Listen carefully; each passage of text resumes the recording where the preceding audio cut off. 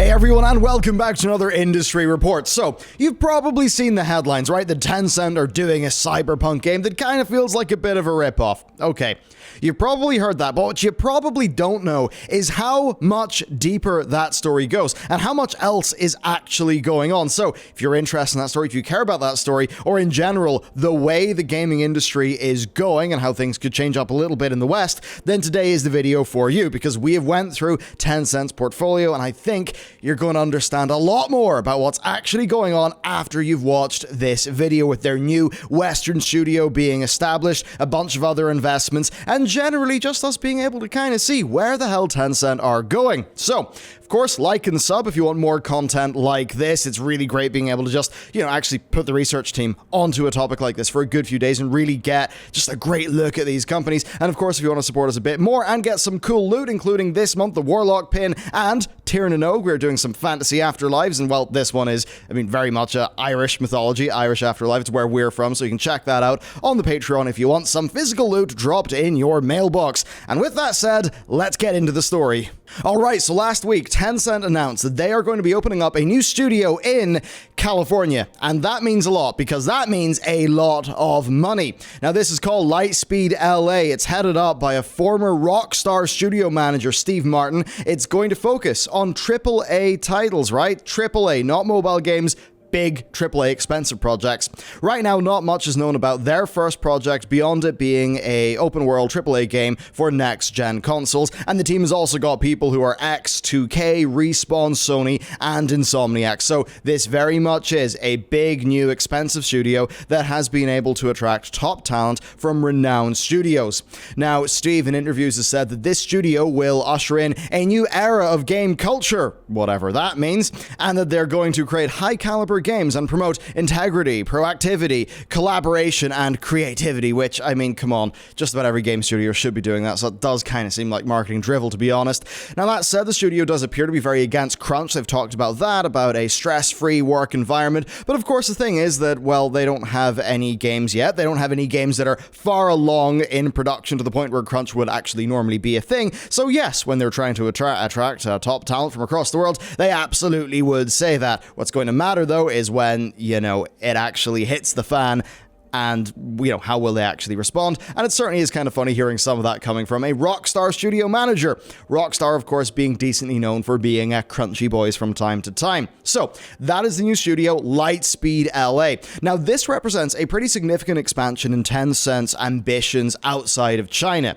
A California-based AAA, that is as expensive as you can get. Now, what's wild there is, if we think about quantities of money that seem like a massive amount to you or me, like $100,000 a year, $150,000 a year. Well, then you actually look at the cost of living there. Now, I remember this is 2018, I was going to a Blizzard summit as press for Battle for Azeroth. It was the release date announcement. And, just hearing, right? People talking about, oh yeah, rent in the place that I share with 4 other people is $3,600 a month, and that's why they'd have to share their rent. And just realizing, holy wow, that is really expensive.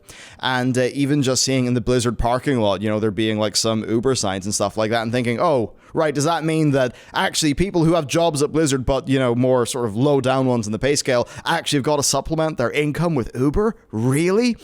That's the kind of stuff that's going on. That is just how expensive Cali is. For that top talent, you're looking at 200 grand salaries, and you're then competing with big tech companies who are giving their engineers 250 grand plus stock options, probably even more in some cases. So that's extremely expensive. But that said, of course, Tencent do have pretty darn deep pockets. Now, one of their goals that they've said is they want at least, hopefully more, of half of their revenue coming from outside of China. Now, that's an interesting situation for Tencent. They're massive in China. They've got those big Chinese contracts. They've got, the relationship, of course, with the CCP that allows them to have that place in the market. So that's really good. It's really strong for their position in that market.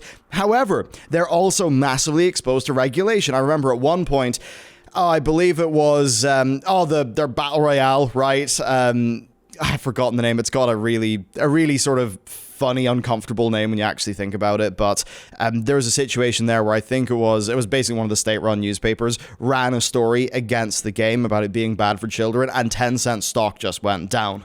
Right? So Tencent knows that, yes, they're cozy with the CCP, that stuff's all going well, but if they want a lot of money, they're going to have to capture that global market. So it's pretty obvious that that is what they're doing here. So even in a situation where, sort of CCP attitudes towards the industry that they're operating in change, well, I mean, sure, if they'll have a lot of their contracts with, with the government for a bunch of other things that Tencent administer, I believe part of social credit score is also sort of helped out by them. But if that stuff changes, they still want to get all that gaming revenue from across the West, harvest that money and bring it over to, of course, where they are based.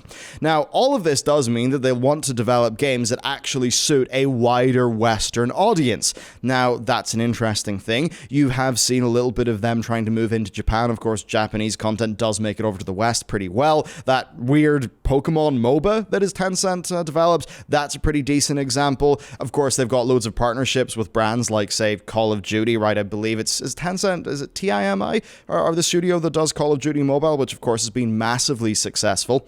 But I think that Tencent understand that culturally, Chinese-focused games tend to bounce off the West a lot more than Japan and a lot more than core Western.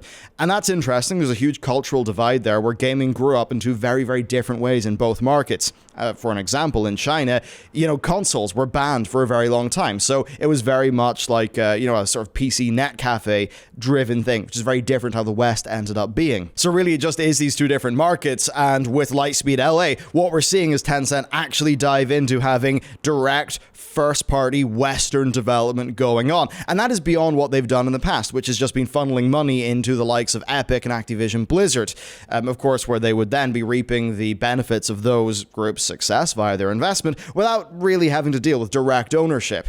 And, like the US studio, I think that not only shows that Tencent are willing to establish a Western studio, but that they're also more than capable of attracting talent to it, as we seem to have seen thus far.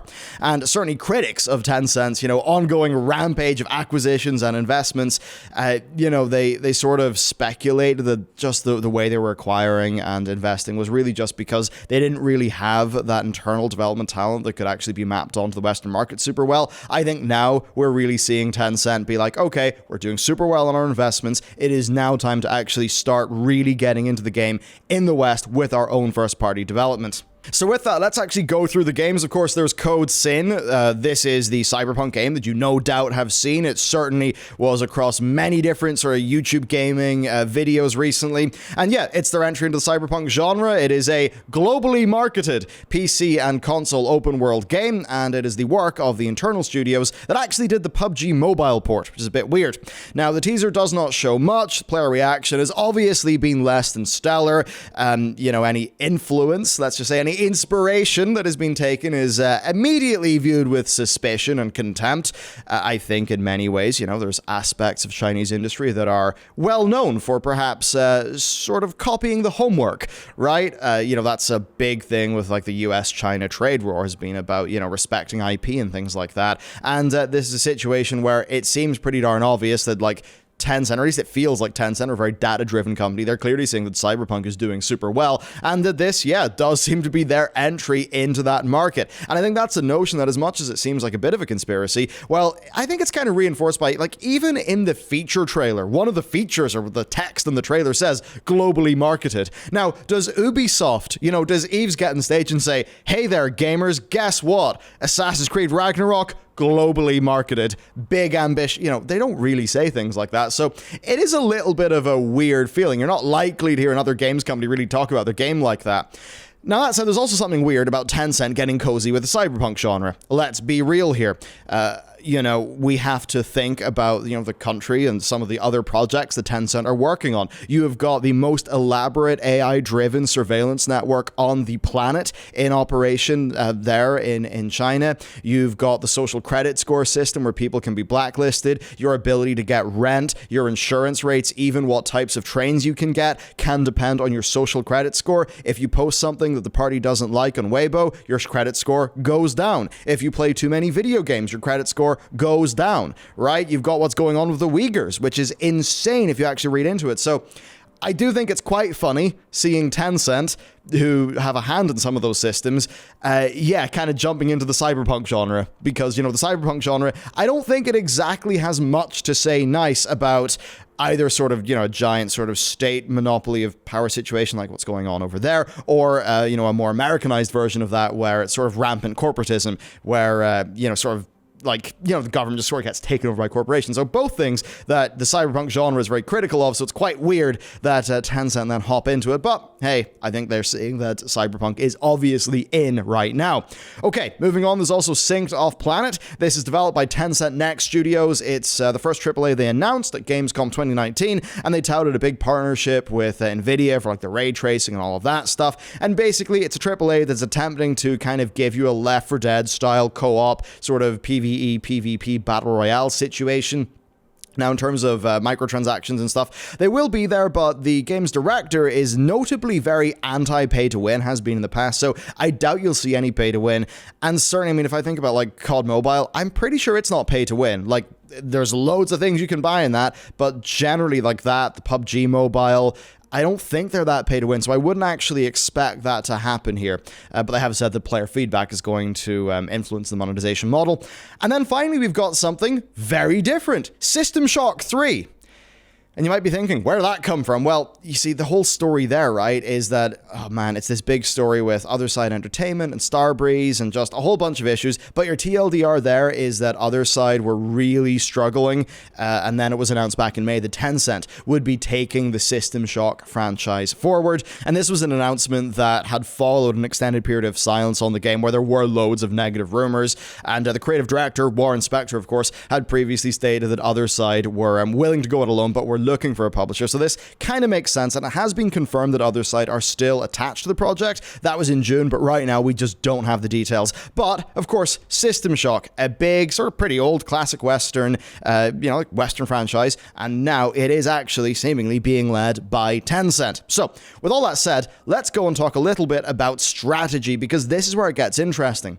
And it does remind me of how many Chinese brands try to move into the West. And what I mean there is that generally Chinese brands are really strong at, they actually can be really strong at R&D. They can be really strong at production and things like that. But where they'll struggle a bit more is on brand, right? They have these brands that sort of struggle to resonate with Western audiences. This is something you've seen in the mobile phone market, right? It's why Gal Gadot or Gadot, whatever, was going around with those, and I forget what phone brand it was, but how you've got, OnePlus and Oppo and all of those different sub-brands of actually a pretty small amount of manufacturers. And just if you actually read into that, you kind of see a lot of how, Chinese brands are trying to move into the West in the sort of different ways they do that. Now, in this situation, what can happen? Well, I think they can compete on product, they can compete on price, they'll struggle on brand. But the thing is that brand wasn't really needed for a lot of Tencent's previous efforts, where they were really focusing on investments, right? Now, they had invested in so many different companies, right? Epic, Activision Blizzard, Funcom, Ubisoft, etc. Think about PUBG and Fortnite. Those were both games that actually Tencent had invested in, and both of those games are games that Tencent had the distribution rights to in China. So even though you might think that was the big fight of the Battle Royales, no matter who won, Tencent won. That's kind of how they set that up. So then I think we've got this situation where they were really making this robust business model based on all of these investments that were very much spread out so they could capture broad sector growth both in their home region of China but also in the West. But then I think that experience investing there, and also their extreme experience in big data as a group, I think that then they can learn from their investments and apply that to their own first-party efforts. So they can sort of go in and actually use a lot of the data and second-hand expertise that they've gained to basically hone in their first-party efforts, which I imagine is what they're going to want to do here. But certainly it's a situation where there is a big AAA California-based studio that is going to be competing with Ubisoft, going to be competing with your Sony first parties, right? I don't just mean competing for your dollars and what games you're going to play, also for talent. In that region, you've got, I think Microsoft had, I think they branded it a quadruple A studio, whatever the hell that means. You've got Sony Santa Monica. That's all that same talent pool, and Tencent are now competing for that, which certainly is an interesting thing. So if we're to bring this all to a close as a video and sort of wonder what this means for the industry, well, I think it's pretty simple. Tencent have got a finger in just about every pie out there. They have been so diligent in just investing across so many different companies, just about all of the major ones that you've heard of, really. That's pretty major. They're going to capture broad sector growth. Now they're getting more aggressive. I think they're going to be trying to apply what they've learned into doing their own first-party games and potentially just be even stronger in terms of their core base in the West. And perhaps over time, they would want a situation where via their first-party AAA development, Tencent is no longer a dirty word. That maybe Western audiences actually will say Tencent in the same way that they say Ubisoft, right? Where it's just another publisher. I think that's really what they're going to want there. And while I certainly am skeptical about their ability to actually make great games and some of their DNA there, I will definitely say they have a lot of resources and they have a lot of data. The thing will be, how will they be able to bring that to bear, and will they actually take risks and make truly innovative games? I think that's the core question, and we're only going to find out in years' time. Certainly, that Cyberpunk game, Code Sin, does not look that innovative. It does look a bit derivative, and that's a bad look. But, right, if that's coming from sort of their old breed of development studios, maybe this new Western AAA is going to be there trying to make Sony Santa Monica style games, right, in terms of sort of big, unique things. So it'll be interesting to see. Won't be a while till we see it, though, so there you go. That's your check-in. Hopefully you heard about Code Sin, and now you've entered or exited this video actually having a little bit more context about what Tencent are doing in the West and broadly what their goals seem to be as an organization. So I hope you enjoyed that. Of course, if you want to support us and also get things like the Warlock pin, I mean, hey, maybe you're a Warlock in Destiny, a Warlock in D&D, in Warcraft, and whatever it is, or, you know, you're interested in some of our Mythical Afterlife series where we're doing Tir na Nog, which, you know, is from our home country, which is pretty cool. And of course, there's the rest of the art pack there as well. Then you can check that out. It really does actually support us very directly, and it's very much appreciated. So that's it for me. Thank you for watching today's video. Of course, if you want another spicy one, you can check out the Wild situation when we actually dug into what was going on with people's transaction histories on the PS Store and licenses disappearing. A bit wild, so you can check that out if you want something else to watch. And other than that, cheers, and I will see you next time.